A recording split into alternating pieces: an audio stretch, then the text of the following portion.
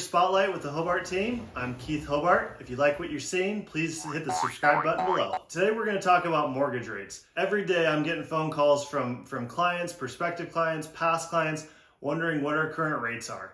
And again, that's a very good question. It's one that we're taught very early on to be asking, and it's also a very easy question. But I want to kind of dig a little bit deeper and go into the fact of why the lowest rate isn't always the best rate. And a lot of that has to do with the cost of the interest rate. When I have people calling me, shopping around, one of my favorite responses is, hey, no mortgage lender out there has a monopoly on interest rates. For the most part, all lenders are going to be generally in the same area. So it's important to find one that's not necessarily the lowest rate, but one that aligns with your overall strategy, given your short-term and long-term financial goals. Dealing with online lenders can be confusing at times. A lot of times they advertise super low rates, but what you don't realize is that you're actually paying a lot to get that lower rate. So I encourage you to talk to someone local. Talk to your realtor, talk to your friends, talk to your family. Get in touch with a local lender who's going to be able to sit down with you, whether it's over the phone, Zoom call, in person, and really break down these numbers. And also, one really good benefit about that is having a local pre-approval letter actually strengthens your offer. We've been seeing a lot of multiple offers. It's a very hot housing market.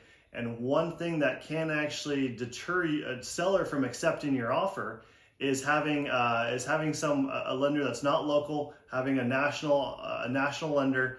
We see a lot of times where sellers, there's no accountability there with that particular loan officer. So it makes it very difficult on realtors to be able to reach out to that person if something starts to go wrong or something that starts to get delayed. When you're dealing with someone local, there's that accountability piece that can never be overlooked, and again, will really help strengthen your offer. So to get back to mortgage rates and why going with the lowest rate isn't always the best rate. So we're looking at a $100,000 loan amount. 3% is going to cost you 2 points, which equates to $2,000. On the flip side, maybe an interest rate of 3.25 is the cost of nothing, 0 points. And essentially this is only a cost benefit about $13 a month.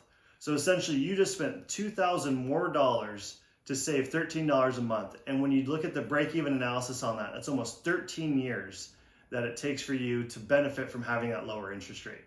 So again, real basic, simple math, I know that, but again, it can be extrapolated over whether it's a $100,000 loan amount or $1 million loan amount, the math is still the same.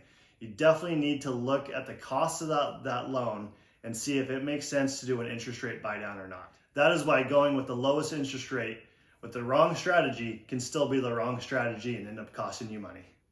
I'm Kieth Hobart, and thanks for watching.